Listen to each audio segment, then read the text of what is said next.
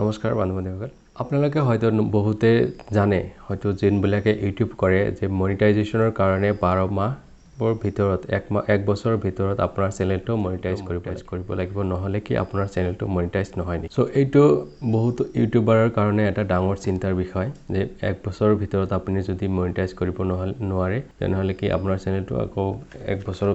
বছৰৰ কাৰণে ওয়েট কৰি থাকিব লাগিব নি একেবাৰে চিন্তাৰ কথা একো নহয় সুন্দৰকৈ গাইডলাইন এটা লিখি দিছে যে আপুনি লাষ্ট 12 মান্থত কমপ্লিট কৰিব লাগে ধৰক আপুনি জানুৱাৰী মাহত ইউটিউবটো খুলিলে ইউটিউব খোলাৰ পিছত প্ৰায় ডিসেম্বৰৰ পৰা আকৌ জানুৱাৰীলৈকে গুচি গলে ইয়াৰ পৰা আপোনাৰ লাষ্ট 12 মান্থটো কাউন্ট কৰিব আৰু ওয়াচ টাইমটো কাউন্ট কৰিব আৰু সাবস্ক্ৰাইবটো কাউন্ট কৰিব এতিয়া সাবস্ক্ৰাইব ধৰক চেনেলটো খোলাৰ পিছত হয়তো হৈ গল যে জানুৱাৰী মাহত আপোনাক সাপোজ এক্সাম্পল মই ধৰিলো আপোনাৰ জানুৱাৰী মাহত চেনেলটো খোলাৰ পিছত আপোনাৰ জানুৱাৰী ফেব্ৰুৱাৰী মাৰ্চ এপ্ৰিল এই 4 মাহত আপোনাৰ সাবস্ক্ৰাইব কাউন্ট হল 1000 4 মাহত সাবস্ক্ৰাইব কাউন্ট হল 1000 হোৱাৰ পিছত কি হ'ব আপোনাৰ চেনেলটোৰ কাৰণে মনিটাইজেশনৰ যিটো ক্ৰাইটেৰিয়া থাকে 1000 সাবস্ক্ৰাইব এটো কমপ্লিট হৈ গল আপোনাৰ চেনেলত নেক্সট ইয়াৰৰ কাৰণে আকৌ আপুনি 1000 সাবস্ক্ৰাইব কাউন্ট কৰিব নালাগে এটো ইউটিউবে ধুনিয়াকৈ গাইডলাইনত কৈ দিছে ক্ৰাইটেৰিয়া কমপ্লিট হৈ গল আপুনি আকৌ এক বছৰৰ কাৰণে 1000 সাবস্ক্ৰাইব কাউন্ট কৰিব নালাগে এতিয়া বাকি থাকিলে আপোনাৰ ওয়াচ টাইমটো কেনেকুৱা হয় হেতৰ বিষয়ে মই সুন্দৰকৈ মোৰ মোবাইলৰ স্ক্ৰিনত জনাই দিম তথাপিও মই এনে আপোনাক জানুৱাৰী মাহৰ পৰা আপুনি ফেব্ৰুৱাৰী মাৰ্চ এপ্ৰিল মে ইয়াতে আপোনাৰ সাবস্ক্ৰাইব কাউন্ট হয় কমপ্লিট হৈ গল তাৰ পিছত এনেকৈ আপুনি ডিসেম্বৰ মাহত গৈ প্লাই তথাপিও যদি আপোনাৰ চেনেলত কি নহয় ওয়াচ টাইম কমপ্লিট নহয় 4000 ঘন্টা ওয়াচ টাইম কমপ্লিট নহয় তেতিয়া হলে আপুনি আকৌ নেক্সট ইয়াৰত জানুৱাৰী ফেব্ৰুৱাৰী তেনেকৈ মাৰ্চ 3 মাহত ধৰক গুচি গল তেনেকৈ 3 মাহ গুচি যোৱাৰ পিছত তেনেহলে আপোনাৰ কিটো হ'ব চেনেলৰ বয়সটো হৈ গল 1 বছৰ 3 মাহ তেনেহলে হ'ব আপোনাৰ 15 মাহ হৈ গল 12 আৰু 3 15 হৈ গল 15 মাহ হৈ যোৱাৰ পিছত আপোনাৰ চেনেলটোকে তেতিয়া মনিটাইজ নহয় নেকি সো এতিয়া আপোনাক এনে এটা সুন্দৰ কথা শুনিলে আপোনাৰ ভাল লাগি যাব কিয়নো তেতিয়া আপোনাৰ 15 মাহ হৈ যোৱাৰ পিছত আপোনাৰ কি হ'ব নেক্সট ইয়াৰত যোনটো আপোনাৰ 3 মাহ আপোনাৰ চেনেলত কাউন্ট হৈ গল কাউন্ট হোৱাৰ পিছত আপোনাৰ নেক্সট যোনটো আপুনি ফাৰ্স্ট যেতিয়া জানুৱাৰীত চেনেল খুলিছিলে তেতিয়াৰ পৰা জানুৱাৰী ফেব্ৰুৱাৰী মাৰ্চ এই 3 মাহ আপোনাৰ বাদ দিয়া হ'ব যেতিয়া আপুনি চেনেল খুলিছিলে তেতিয়াৰ 3 মাহটো বাদ দি পেলাই আপোনাৰ নেক্সট ইয়াৰৰ যোনটো 3 মাহ আপোনাৰ চেনেললৈ গুচি আহিলে হেতু আপোনাৰ চেনেললৈ এড কৰি পেলাই আপোনাক 12 মাহ ধৰি আপোনাৰ চেনেলটো মনিটাইজ কৰা হ'ব এটো মই কোৱা নাই ইউটিউবে কৈছে আপুনি বিশ্বাস কৰক ইউটিউবে কৈছে মই আপোনাক প্ৰুফ সহকাৰে দেখুৱাই দিম এটো ইউটিউবে কৈছে সুন্দৰকৈ বুজাই দিছে মানুহে হেতু আপোনাক ভালদৰে নকয় আপোনালোকে হয়তো মাইন্ড কৰা নাই দেখা নাই আপোনালোকে হয়তো এনেকৈ ভাবি আছে যে 12 মাহ নিশ্চয় 12 মাহ হয় কোনটো 12 মাহ হেতু ইউটিউবে সুন্দৰকৈ কৈ দিছে যে লাষ্ট 12 মান্থ হ'বলৈ হলে তেতিয়া হ'ব আপোনাৰ জুন দিনা আপোনাৰ ওয়াচ টাইম কমপ্লিট হৈ গল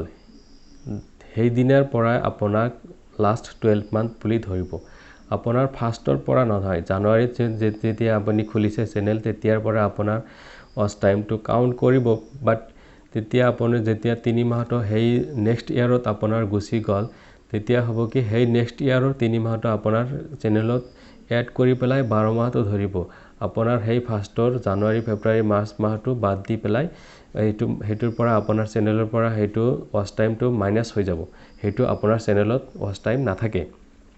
অকল থাকিব কিন্তু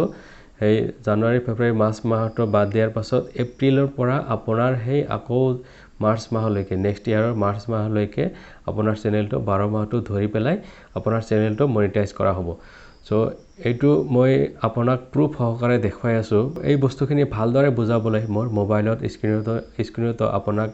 জনাই দি আছো সো ভিডিওটো যদি ভাল লাগে কিবা ইনফৰমেটিভ পায় তেতিয়া হলে আপুনি ভিডিওটো এটা কমেন্ট কৰি দিব আৰু সুন্দৰ এনেকুৱা ভিডিও পাবলৈ হলে আপোনাৰ কোনটো টপিকছৰ ওপৰত ভিডিও লাগে বা কেনেকুৱা ধৰণৰ ভিডিও আপুনি বিচাৰি আছে হেতুৰ বিষয়ে মোক কমেন্ট কৰিব পাৰে মই আপোনাক হেতু ধৰণৰ ভিডিও দিবলৈ চেষ্টা কৰিম মই এবাৰ আপোনাক দেখাই দি আছো মোবাইলৰ স্ক্ৰিনত 12 মাহটো কেনেকৈ ক্যালকুলেশন কৰিব নোটপ্যাড ওলাই লৈছো মই বলক এতিয়া মই আপোনাক দেখাই দি আছো 12 মাহটো কেনেকৈ ক্যালকুলেশন কৰিব ইউটিউবে সো ধৰক এটো আপোনাক নাম্বাৰ ওয়াইজ দি কৈ আছো মই আপুনি জানুৱাৰী ফেব্ৰুৱাৰী ইয়াত লিখাতে অসুবিধা হ'ব সো মই নাম্বাৰ ওয়াইজ দি লিখি কৈ আছো ধৰক 1 বুলি দিলো এটো জানুৱাৰী মাহ বুলি দিলো 2 3 4 5 6 7 8 9 10 11 12 দিয়াৰ পিছত এটো 12 মাহটো কমপ্লিট হৈ গল ধৰক জানুৱাৰী ফেব্ৰুৱাৰী কৰিকে 12টা মাহ হৈ গল তাৰ পিছত আকৌ ধৰক ইয়াত মই লিখিছো আকৌ জানুৱাৰী মাহটো ধৰক আকৌ লিখিলো 1 2 3 লিখিলো 3 মাহটো আকৌ লিখিলো ধৰক এতিয়া ধৰক আপোনাৰ জানুৱাৰী মাহটোত ইয়াৰ পৰা আপুনি চেনেলটো ষ্টাৰ্ট কৰিলে আপুনি ইয়াৰ পৰা চেনেলটো ষ্টাৰ্ট কৰিছে জানুৱাৰী মাহৰ পৰা আপোনাৰ চেনেলটো ষ্টাৰ্ট কৰিছে ইয়াৰ পৰা ষ্টাৰ্ট কৰাৰ পিছত ইয়াত আপোনাৰ সাবস্ক্ৰাইব আহিলে কিছুমান সাবস্ক্ৰাইব আহিলে ইয়াত তাৰ পৰা জানুৱাৰী ফেব্ৰুৱাৰী মাৰ্চ এই 3 মাহত আপোনাৰ সাবস্ক্ৰাইব 1000 কমপ্লিট হৈ গল 1000 কমপ্লিট হৈ গল 1000 কমপ্লিট হোৱাৰ পিছত আপোনাৰ এতিয়া থাকিল আপুনি ওয়াচ টাইম কমপ্লিট হ'ব লাগে তে ওয়াচ টাইম কমপ্লিট হ'বলৈ হলে আপোনাৰ এনেকে আহি গল 3 মাহ গুছি গল ইয়াৰ পৰা 4 মাহ 5 মাহ 6 মাহ এনেকে গুছি গল 12 মাহটো গুছি গল 12 মাহ গুছি যোৱাৰ পিছত আপোনাৰ চেনেলটোত 4000 ঘণ্টা কমপ্লিট নহল 4000 ঘণ্টা কমপ্লিট নহল এটো ধৰক আপোনাৰ 4000 ঘণ্টা এটো কমপ্লিট নহল কমপ্লিট নহলে কি হ'ব আপোনাৰ চেনেলটো কি এতিয়া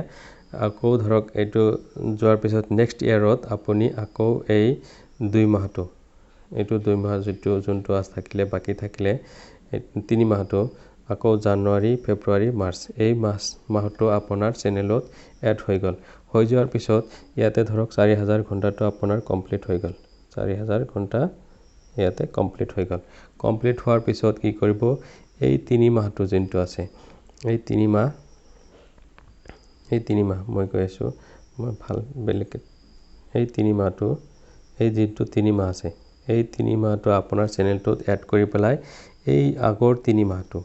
যোনটো আছে এই আগৰ 3 মাহটো এইখিনি 3 মাহটো আপোনাক বাদ দি পেলাই ইয়াৰ পৰা এনেকে আহি এই ইয়াৰ পৰা এইখিনিত আপোনাক 12 মাহটো ক্যালকুলেশন কৰি আপোনাৰ চেনেলটো মনিটাইজ কৰি দিয়া হ'ব ইয়াৰ পৰা মনিটাইজ কৰি দিয়া হ'ব ইয়াতে কৈছে লাষ্ট 12 মান্থ ইয়াতে কৈছে লাষ্ট 12 মান্থ আপোনালোকে হয়তো নিশ্চয় ভালদৰে বুজিব পাৰিছে এতিয়া যদি ইয়াতে বুজিবলৈ আপোনাক অসুবিধা হৈছে তথাপি আপুনি কমেন্টত জনাব মই আৰু ভালদৰে বুজাবলৈ চেষ্টা কৰিম সো এতিয়া আপোনাক বলক লৈ গৈ আছো মোৰ মোবাইলতে লাষ্ট 12 মান্থটো কোড মেনশন কৰা হৈছে হেতু মই আপোনাক প্ৰুফ সহকাৰে দেখাই দি আছো এতিয়া ইউটিউব চেনেলটো ওপেন কৰি মই আপোনাক দেখাই দি আছো এই লাষ্ট এলিজিবিলিটি ক্ৰাইটেৰিয়াটো লাষ্ট 12 মান্থ বুলি কোৱাটো মই দেখাই দি আছো এটো মই ইউটিউব চেনেলটো খুলিলো খোলাৰ পিছত ইয়াত মনিটাইজেশনৰ টেপত মই ক্লিক কৰিলো কৰাৰ পিছত ৰখক আহিব এটো আহিছে জক ইয়াতে সাবস্ক্ৰাইবটো দিয়া হৈছে যেতিয়া সাবস্ক্ৰাইবটো 1000 কমপ্লিট হৈ যাব তেতিয়া এনেকুৱা গ্ৰীন চিহ্ন এটা ৰাইট চিহ্ন আহি যাব এটো আৰু ইয়াৰ পিছত যেতিয়া আপোনাৰ এই ওয়াচ টাইমটো কমপ্লিট হৈ যাব তেতিয়া এটো গ্ৰীন চিহ্নটো এটা আহি যাব সো এটো নিশ্চয় আপোনালোকে গম পায় সো ইয়াৰ কাৰণে মই আপোনাক যোনটো দেখাবলৈ বিচাৰিছো হেতুৰ কাৰণে মই এটো ক্লিক কৰিলো ক্লিক কৰাৰ পিছত ইয়াত লাৰ্ন মোৰত ক্লিক কৰাৰ পিছত মই দেখাই দি আছো আপোনাক গোটেইখিনি বস্তু ভালদৰে বুজিব পাৰিব এটো সক তললৈ আহিছো ইয়াতে না ওপৰলৈ আহিছো মই দেখাই দি আছো আপোনাক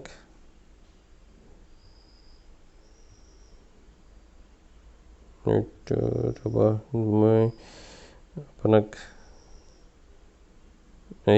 ইয়াতে আছে ইয়াতে ইয়াতে দিয়া আছে চাওক minimum eligibility requirement two join so minimum requirement two join eligibility criteria কি হয় এইটো দিয়া আছে চাওক 4 নম্বৰত have more than 4000 valid public hours in the last 12 month ইয়াতে হয়তো আপুনি নিশ্চয় ভাল কৰি গম পাইছে ইয়াতে দিয়া আছে যাওক লাষ্ট 12 মান্থ এইটোৱে কৈছে লাষ্ট 12 মান্থ মই যেহেতু আপোনাক বুজাই দিছো মই সুন্দৰভাৱে কৈ দি আছো হেতুৱে কৈছে লাষ্ট 12 মান্থ আৰু ইয়াতে ধৰক 5 নম্বৰত কৈছে have more than 1000 সাবস্ক্ৰাইবাৰ ইয়াতে একো কোৱা নাই যে লাষ্ট 12 মান্থ বুলি কোৱা নাই লাষ্ট 12 মান্থ কলে আপুনি আকৌ 1000 সাবস্ক্ৰাইবটো কাউন্ট কৰিব লাগিল হেতেন এতিয়া যেহেতু কোৱা নাই যে লাষ্ট 12 মান্থ নকলে আপোনাৰ সাবস্ক্ৰাইব যেহেতু কমপ্লিট হৈ গৈছে এটো আপোনাৰ চেনেলৰ কাৰণে এলিজিবিলিটি ক্ৰাইটেৰিয়া কমপ্লিট হৈ গৈছে সো হয়তো নিশ্চয় আপুনি বুজিব পাৰিছে বস্তুখিনি যদি বুজিব পাৰিছে বা ভিডিওটোৰ জৰিয়তে আপোনাক কিবা এটা ইনফৰমেটিভ কিবা এটা পাইছে তেনেহলে এটা লাইক কৰি দিব আৰু চেনেলটো সাবস্ক্ৰাইব কৰি লব সো থ্যাংক ইউ সো মাচ আগলৈ লগ পাম এইটোৰ আশাৰে মই আজিৰ ভিডিওটো সমাপ্ত কৰিছো সো থ্যাংক ইউ